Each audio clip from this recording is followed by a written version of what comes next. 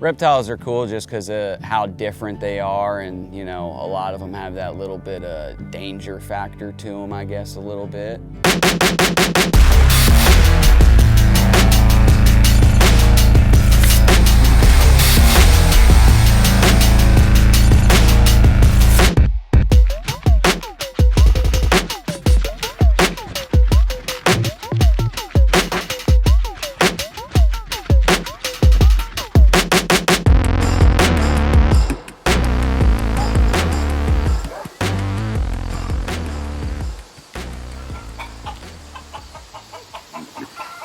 My name's Trapper Mike Kimmel, better known as Python Cowboy, and I'm a professional hunter, Florida conservationist.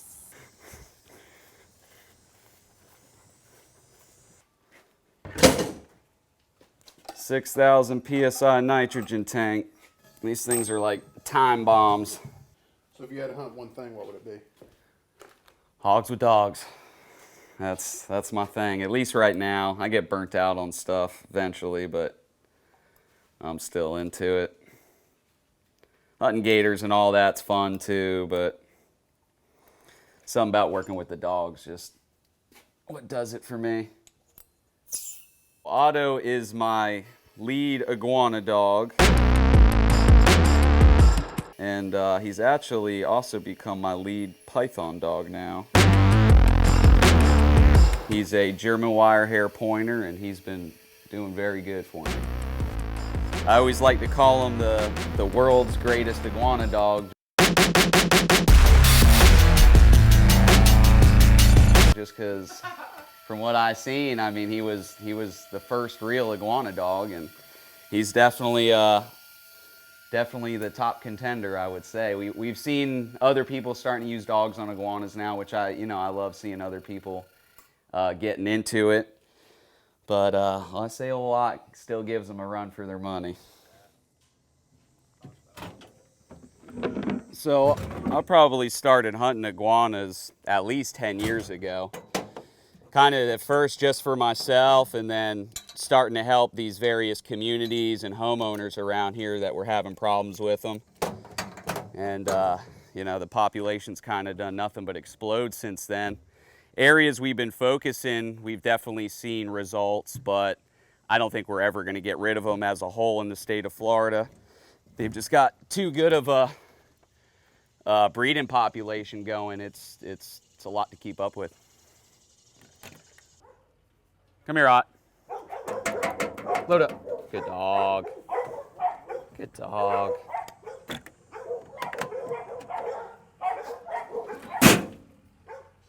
All right, I'm gonna back over to this boat.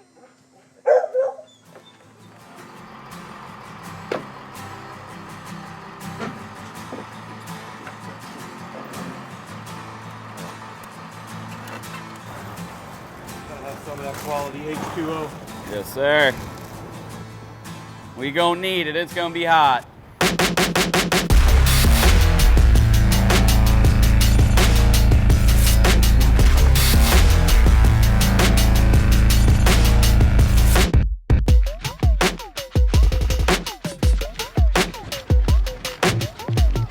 Big fat juicy one.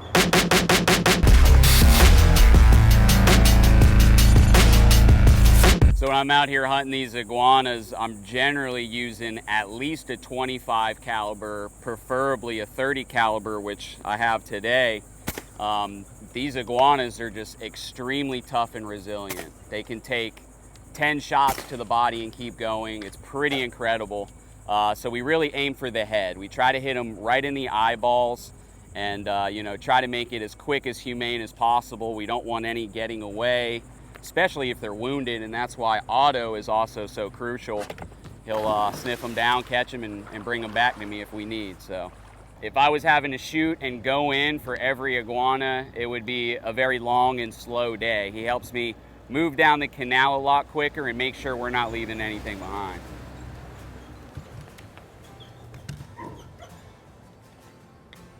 Where are you at, big boy? Maybe nose me in there when you can. Hold on, Tombo. Stop. Yep. Send the dog. Send the dog. Get him on. Pretty good one too, fellas. Come here, dog. Come on. Good boy. Come here. Hold him. Hold him. Give it here. Give it here. All right. Looks like a pretty good female. And she done. First one in the boat. We're gonna see if we can maybe get that other one we seen. I think that's his female. To give y'all an idea, just last year, the town of Davie, and it's just a small town here in South Florida, they spent $1.7 million repairing their levee embankments from iguana burrows. Ooh, boys, right there on the ground. All right, let's get this guy. He ain't going nowhere. He is a big one, boys. That's what we call a canal dragon. Let's get ready, Ott. Let's get ready. All right, go ahead, Ott. Go ahead.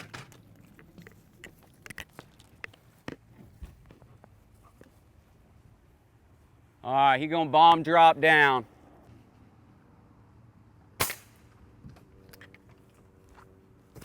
Get him, Ott. No, no, no. Get him, Ott. Good dog.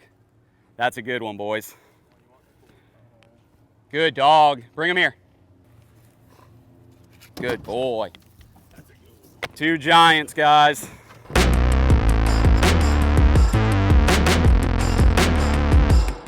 Woo! That's what it's all about. You know, we're out here obviously shooting a lot of stuff with air guns and everything, but we're not necessarily killing everything we come across, especially for a lot of the removals I do where I'm not taking clients out. Like if I go and catch hogs, I'm catching them all alive, tying them up, bringing them back to my ranch where I'll then fatten them up and sell them as livestock.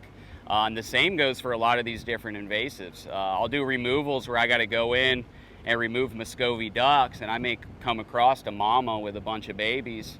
And, you know, I got to get them out. They're invasive. I'm doing my job. I'm trying to help the ecosystem, but I ain't trying to shoot a bunch of little babies. So a lot of times what I'll do is I'll capture them alive, raise them up at my ranch, and either sell them eventually for people to eat them or use livestock, pets, whatever, or eat them ourselves. The Muscovy ducks are absolutely delicious. If you go to a restaurant and you order duck, that's what you're going to get, is Muscovy duck.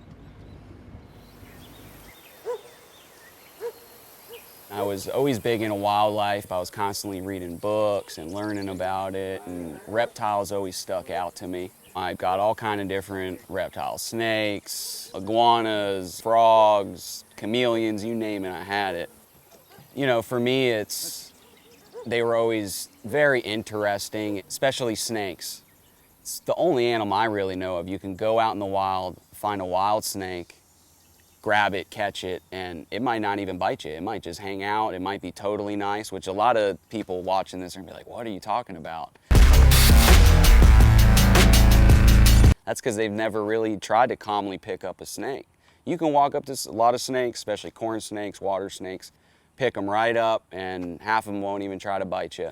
For me, that's what, you know, makes it cool, is they're very misunderstood, and I think they deserve a lot more respect.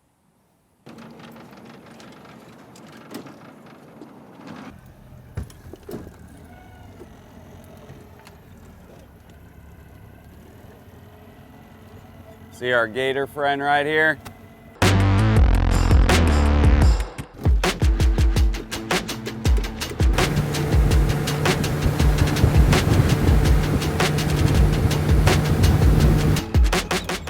This island looks like it's a little short. I don't think it'll take us very long. Looks pretty thick too, but we're gonna nose up here and give it a look. Might be a little too thick, but there's only one way to find out. All right, come on, Aunt. Find them. If there's something on this island, old Otto's gonna find it. It don't matter if it's a damn baby turtle or an 18-foot python. Yeah, this looks real good, boys. Find them. So they won't just nest in holes underground. You know, we've been finding a lot of them like that, but we've also found nests inside ferns, inside sawgrass heads, and even this maiden cane too. I like to keep an eye on Otto. Make sure he ain't trying to get himself ate. Today was a perfect example of just how crucial these dogs are to what I'm doing. You know, we probably came across a dozen holes, and if I took the time to dig out each one of those holes, I would have made it to like 3 or 4 and the day's done. Being able to take him on those islands, cover ground quickly and effectively is a game changer. We've gone from, you know, going out, maybe catching a python 1 out of 10 times to catching a python almost every single time. And that's how we're gonna get the upper hand. So Otto indicated to me that there was something in this hole. By the way he was digging, I would say probably a python. So I got my camera, stuck it down in this hole, and I can see what looks like to me active, healthy python egg. It's a little strange though. I'm not, you know, jumping up and down because I only see one. I don't see a python. And I see what looks like maybe some old rotten eggs. Generally, if there's an active nest, mama's gonna be right on it. The only time she would get out of there is to maybe get some sun early in the morning. But how hot it is now, I kind of doubt that, you know.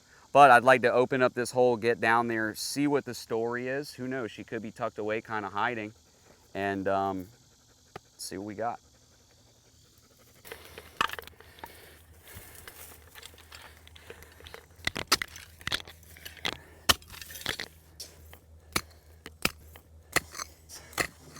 All right, I got her. I see her and I see the nest. Come here. She looks pretty big. Here's her face. She's gonna start striking. There she is. Woo! Striking, son. She is not happy. Here looks like about an 8-foot snake on a pretty good sized active nest. And we wouldn't have got her without a lot, son. Yes, sir. What a beauty. I think I'm gonna reach in here and grab her ass. See if I can get her to strike first. Give myself at least a chance. Come here, old girl. Come on. Come on, bite me. Come on. Come on. Right here, right here, right here.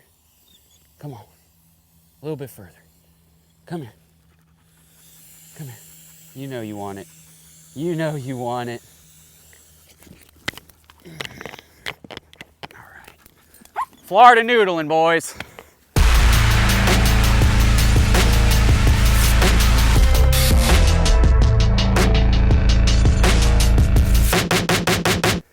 Yes, sir. What a beauty. Good job, Otto. All right. Nice snake. Not real big. Maybe 8 foot. But it don't matter. This is what's eating up our Everglades, and what she just laid in there is a future army of invasive creatures to eat up our Everglades. So very happy we got her out. And by the look of her and those eggs, it was actually getting ready to hatch here pretty soon. She's very, very skinny, almost emaciated. You can see on her head and on the base of her tail, she's dumping out what little poop she had left in her.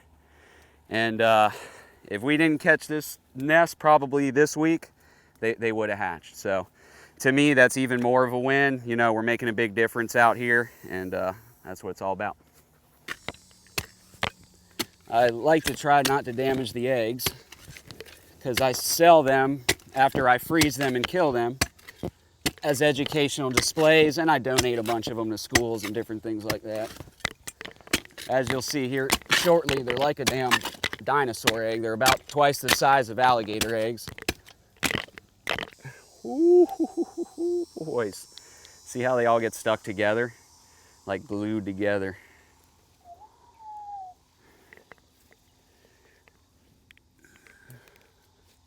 We have a lot of slugs, and what a slug is basically an infertile, unhealthy egg, an egg that didn't make it. And I could see all the slugs while I was cameraing. And you know what? Once again, and I've said this many times before I've actually proven it, and this season we have been proving it like crazy. Pythons come back and nest in the same hole in the same areas where they successfully have nested before. And here is an old hatched python egg right here. And that's what I was seeing. I wasn't seeing a bunch of slugs. I was seeing a bunch of old hatched eggs as I was coming in.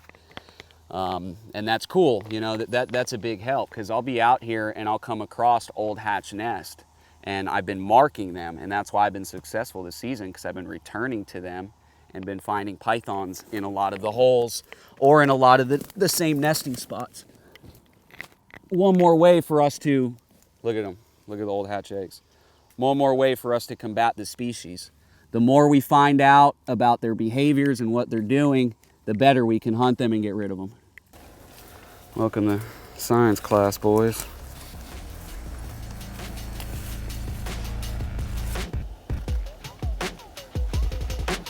There it is.